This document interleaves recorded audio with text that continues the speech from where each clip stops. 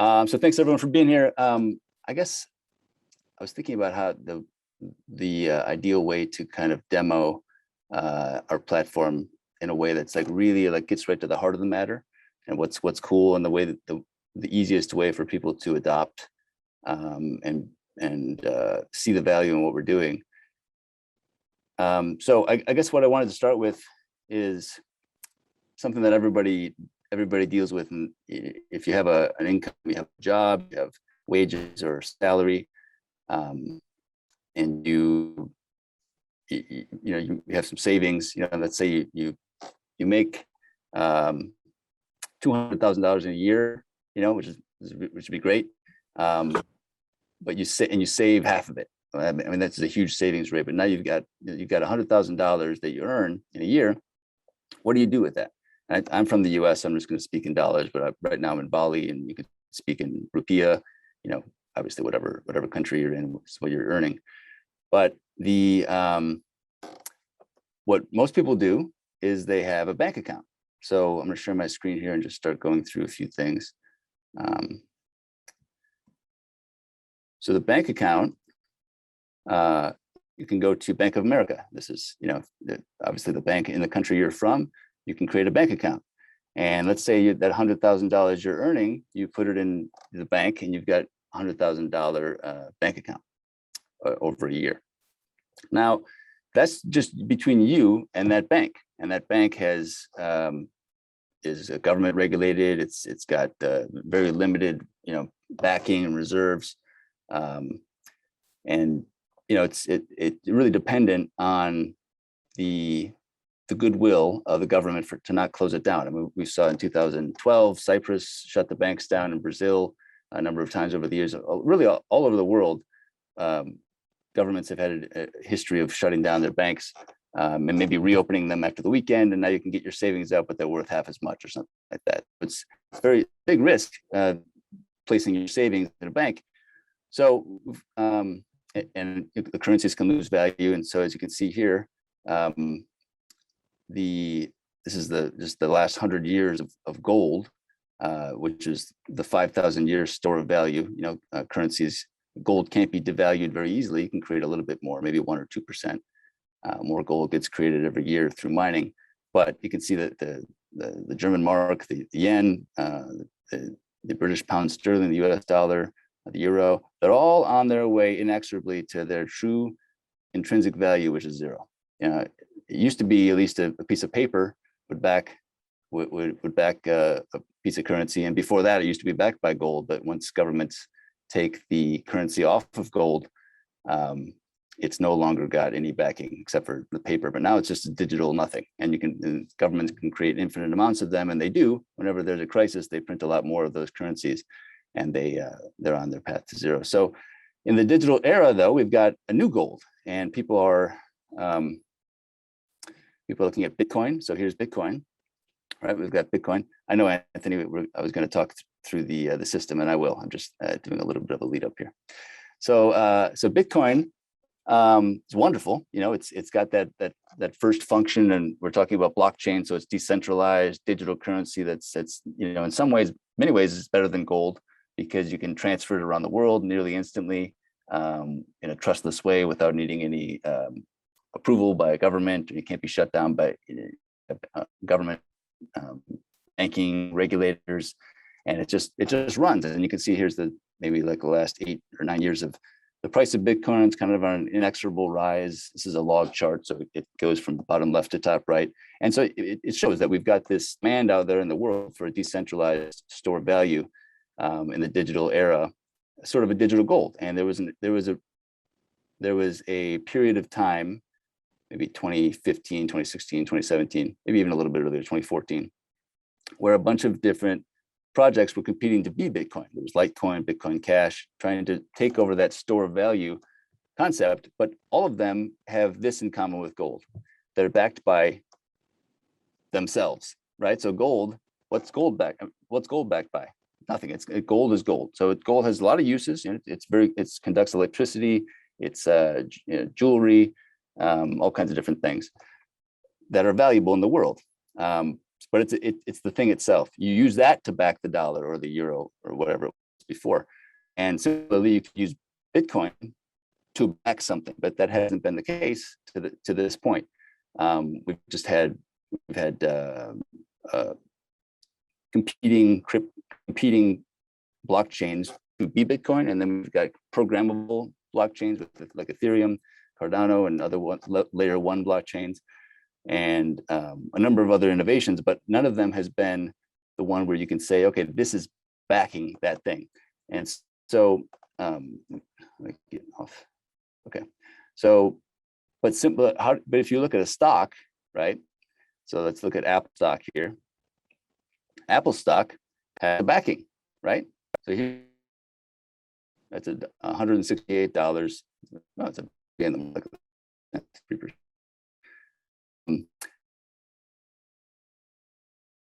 but it's value. So the book value per Apple share is $3.84. So if Apple stock falls and no one wants the stock anymore, right, it will fall, not exactly to this floor price, but if the company liquidated, if the shareholders of Apple got together and half of the shares got together and voted to liquidate the company, they get something like this, $3.84. You know, they're not bankrupt, they just decided to liquidate the company, and no one wanted the stock, and it's just, for some reason, the stock fell. All right, so what unit does us the ability to create a backable token, a backed token. So I'll log out and log back in just to show you how it works. So you need to be invited to unit.network is the website or the platform. And you log in. So I've got this login here. I've been invited already. So I've got this account. And all right, now in this account, I've got a couple of different tokens. I could have Bitcoin, Ethereum, Polkadot, a bunch of different cryptocurrencies. I've got a tiny amount of Bitcoin here, about 23 cents worth, and I've got one Joe token. So what I'm going to do here is show, instead of taking your savings and put it in your Bank of America account, right?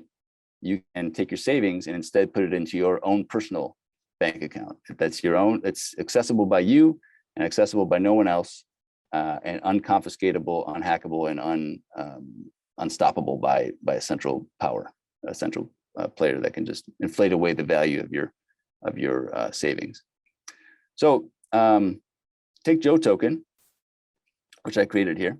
I'll show you how to create a token first. So here, across the crypto network, or across the crypto world, it's been quite difficult to create your own token because you know, just like the internet in the early days, it wasn't super user friendly, and then now it's really easy to create your own website.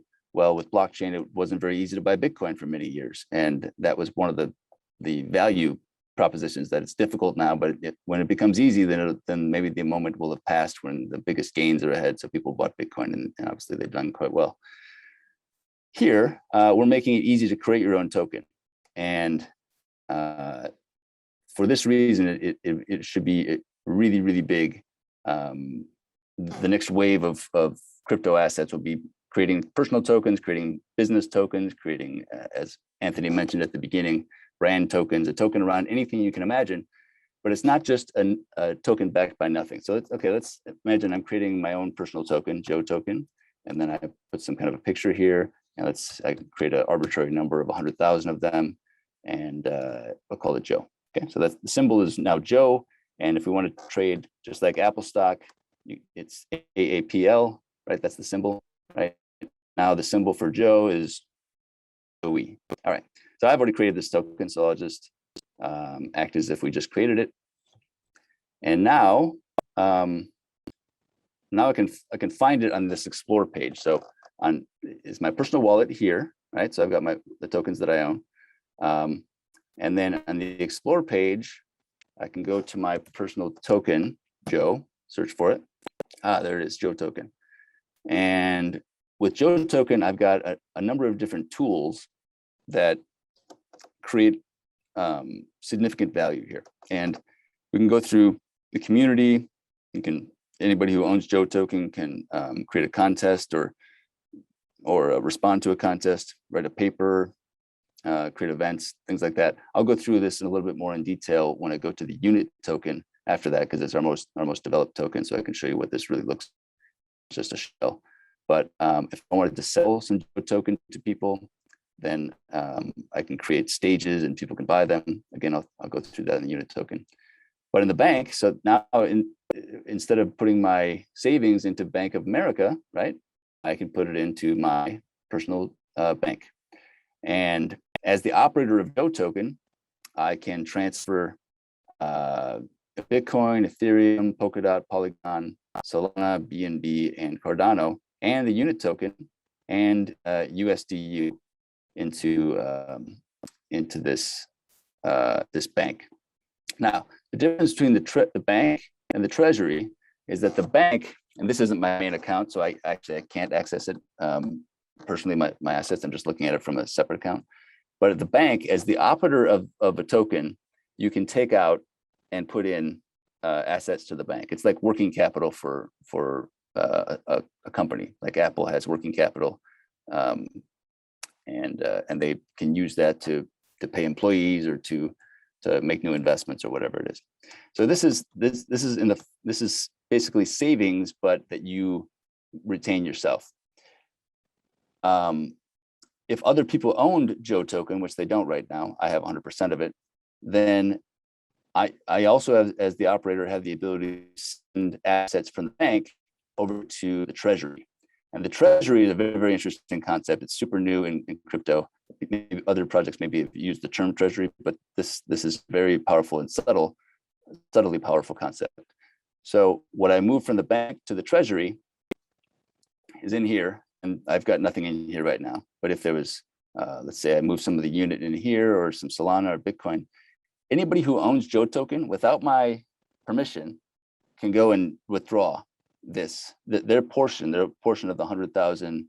Let's say they have 1,000 Joe token. That means they have 1% of the total supply, and they can go in and draw out 1% of the assets that I have here.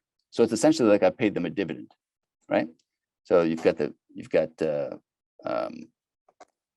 backing in the form of the Treasury that gives us essentially a floor price. As you can see here on the main token on the main page for the Joe token, there's a floor price. Now it's 0 because there's nothing in there.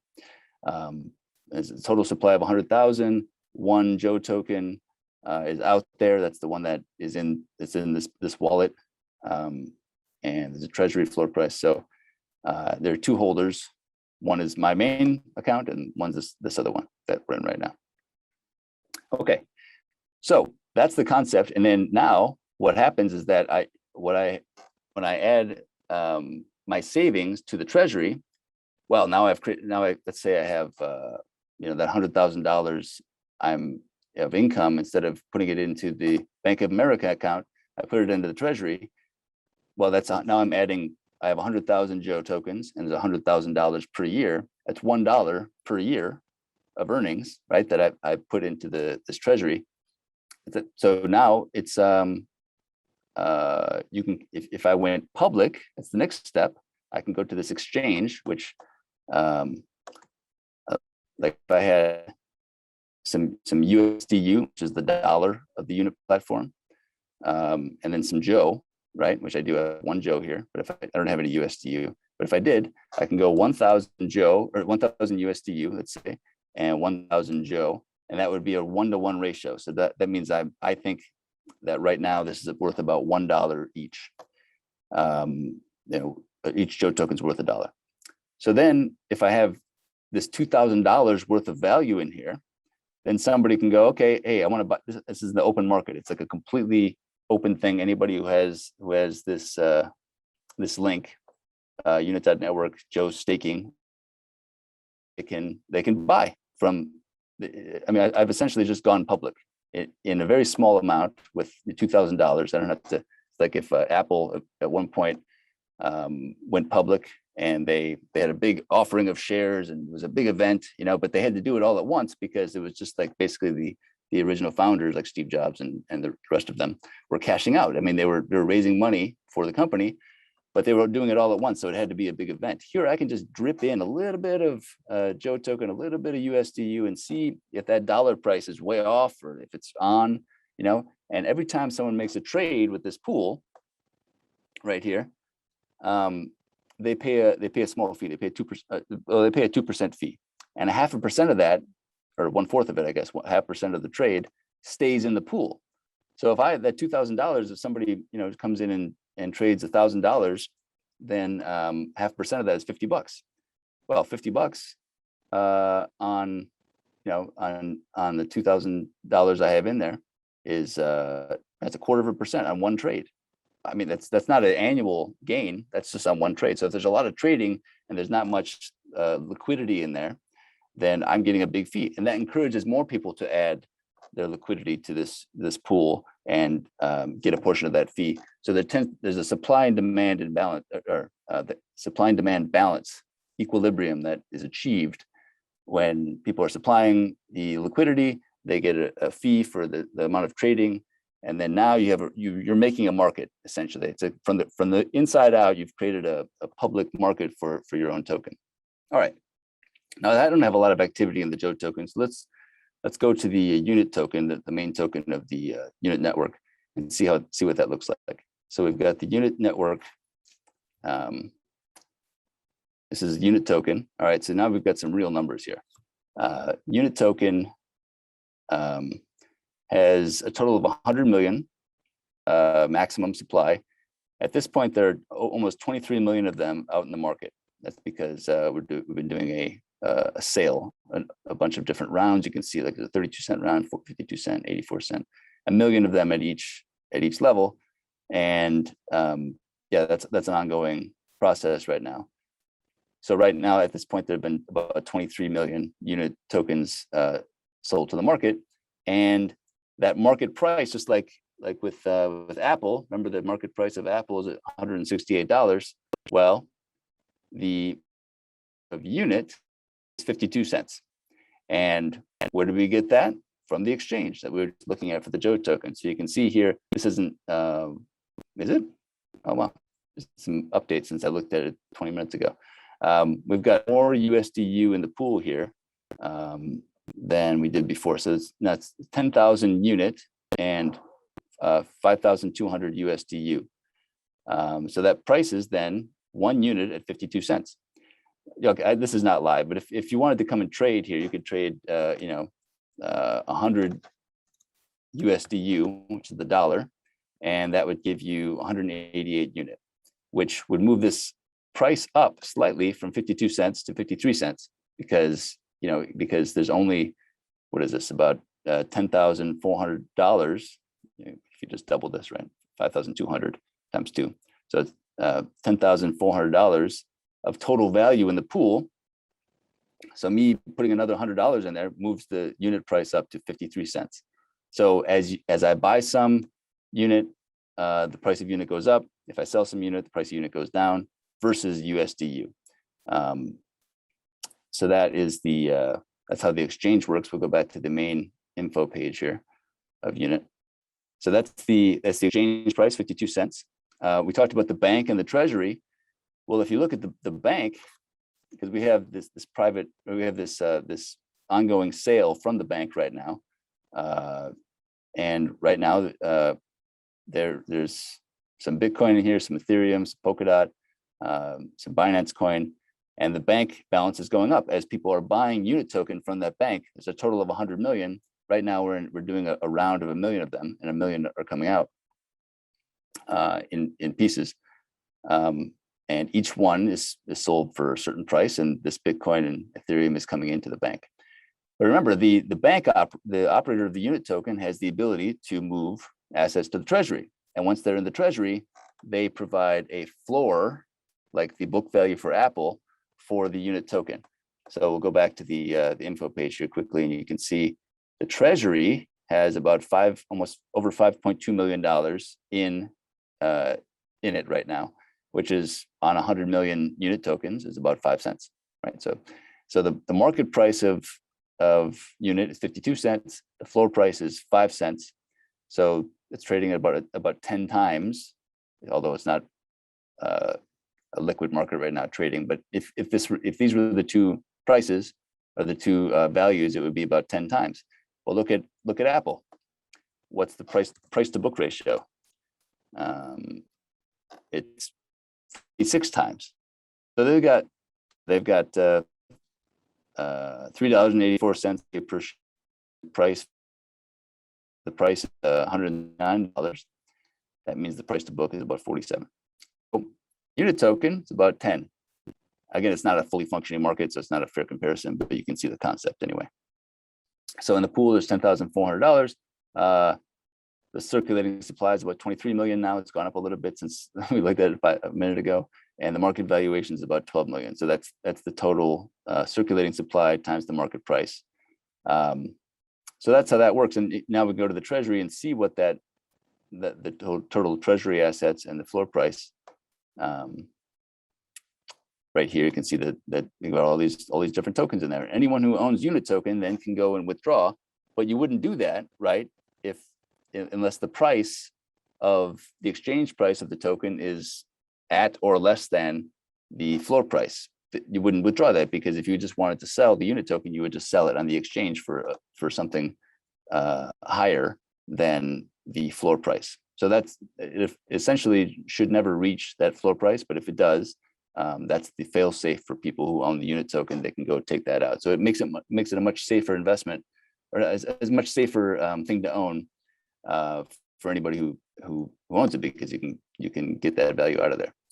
So now that this resembles Apple, but the next thing, the thing that makes it a token and rather than a share is the fact that it can be spent, right?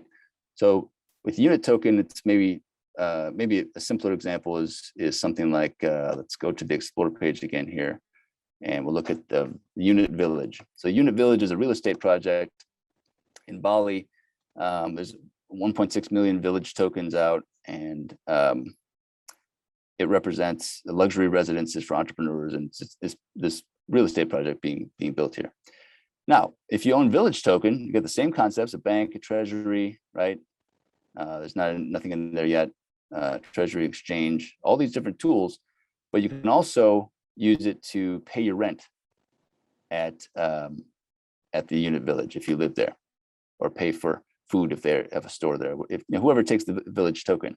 So the concept is that, like, let's say Apple, it doesn't have to represent their whole company. They could create a token, and they could just be, instead of it competing with their shares, it's a marketing expense. They created this token. Instead of selling gift cards for iPhones, they can create a token and then invest some of their marketing dollars or their marketing funds into the Apple Treasury, and then sell through the sale function here, sell Apple stock, or you can sell, not Apple stock, Apple tokens. So with the Village, you can sell Village tokens. Apple, you can sell Apple tokens. Now the Apple token owners, they're getting some of those trading fees. Part of the trading fees of Apple to USDU go in the Apple token treasury. Plus, Apple might be investing more and more in this marketing program. So the Apple token then can be used to buy iPhones. But why would you? I mean, so the person who owns the Apple token, they have to decide: do I want this valuable growing token, which has a treasury that's growing and a market price that's above that and rising in value, or do I want to spend it on iPhones? Well, if it's 1-to-1, you just hold it, right? Probably. Otherwise, why not just spend dollars? But Apple then has an incentive to reward members, these token owners, by giving maybe a 5% discount, 10% discount, or some other incentive for Apple token owners to part with this valuable Apple token that they have for iPhones or for whatever they're selling. So the fact is that since you can exchange the Apple token using the exchange function, you can sell it to someone else who values it more than you do. If you're not an Apple customer, you'll sell it, right? So the people that are Apple customers or potential Apple customers, they'll value it a little bit more than the people that aren't. So they'll go and buy it, and then they'll spend it at Apple. So the effect is that essentially we picture a world in a few years where you'll never go to a restaurant or to or to a barber or anywhere, and and be a customer and not already be an owner of their token. So it's a massive network effects, just building communities around the center of gravity. That's very powerful. And that even with the Joe token, personal tokens, I want a lot of people to own my token because I want them to care about me making more value for the token because they own it as well. Maybe they're my friends and they just want to introduce me anyway. In the previous,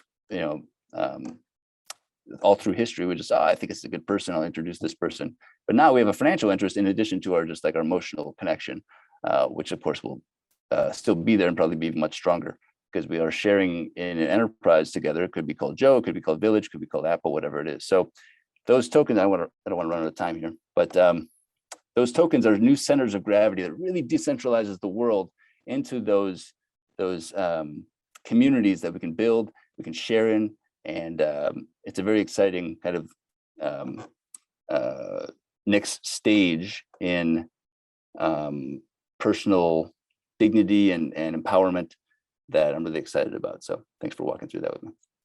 Let's see if we have any questions. We have any time for questions? No, it's good. Yeah, we have time. And Joe, thank you so much for presenting that. I think, again, it really roots all of these concepts that may seem abstract at first into something that's pragmatic, into a way to really seeing how the stakeholder economy is going to unfold. And I just want to note to the audience here that this isn't just for internal use. What Joe is showing you here, when you get to access the bank of another token and see what's in the Treasury and see what the floor price is, this is for everyone who's on the platform. And this is what is going to ensure the business practice of those who are creating in this free market and creating their own tokens, because you're able to see, okay, with the rounds of funding, how much went into their bank, how much went into their Treasury, is their Treasury growing over time? And these are probably going to be some of the major metrics when it comes to valuing the discounted future price of a token. So Joe, again, thank you so much for sharing that. Being that it is a break right now, a break/networking session, so anyone can unmute themselves and communicate, or even just share any ideas you may have in the chat. But Mike, sorry, I see we have Michael Robinson here. Just wanted to say hello.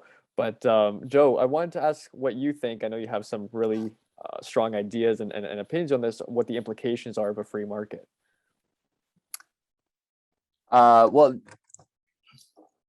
one of the most important things is that poverty it can disappear. I mean, because if you have, like right now we have one of the major problems with one of the major reasons for poverty is that the money is that people earn, their wages, their savings is losing value. So it's just kind of, you can imagine you're earning something and then like you store some of it away for later, and that it's worth like 10% less in 6 months or a year. I mean, it's hard to keep up with that. So money holding value and basically market created money. So a free market would never create money that people are earning that loses value over time, because people don't want that, right? But you would only do that if you're forced to by somebody who has can threaten you with prison or guns or whatever. So fiat, right? By fiat. So I think that one of the effects is that we get out of poverty. And another one is that all the isms, racism, sexism, lines that we draw that are just sort of political lines that aren't based on the value we provide each other, can just dissolve and dissipate and become irrelevant, because you don't care what sexual orientation a person is, if you're, and you can do business together, you can like interact in a cooperative way together if you are able to deal with each other on a one-to-one basis without hindrance by central power. So those are two big things: poverty and social equity. Absolutely. And then it all coming down to ownership and personal sovereignty. Yeah, that too. Yeah. Well, Joe, thank you so much for your insight. Thank you for presenting the platform. I'm glad that was recorded and to be shared with our community and beyond, because I feel it'll give people that extra little bit of information necessary to really understanding what the token economy is about and how we can put it to use in the future. So the thing that's so beautiful about it is that it's not just about us creating it because we're a DAO at Unit. It's about the creation and the input of those from our community and the people who partake and embody the network itself. So we're really excited to see the tokens that each of you may come up with and create, and what you intend to do with those, and how those will then translate to a real impact in the world. So again, thank you so much for that. I see, Nanda, you did have your mic unmuted. Was there something that you want to talk about or ask? I think it's absolutely beautiful what you were explaining, Joe. I got it, but I doubt if I can go and understand it when I do it myself. But that's just me. I'm not a tech savvy person. So, but it's very fascinating. I love the equality that you're talking about and so on. But this level of technology is not available to everyone in the world. So that's something that I don't know how you're going to get through it, but it's very fascinating. I really enjoyed it. Thank you.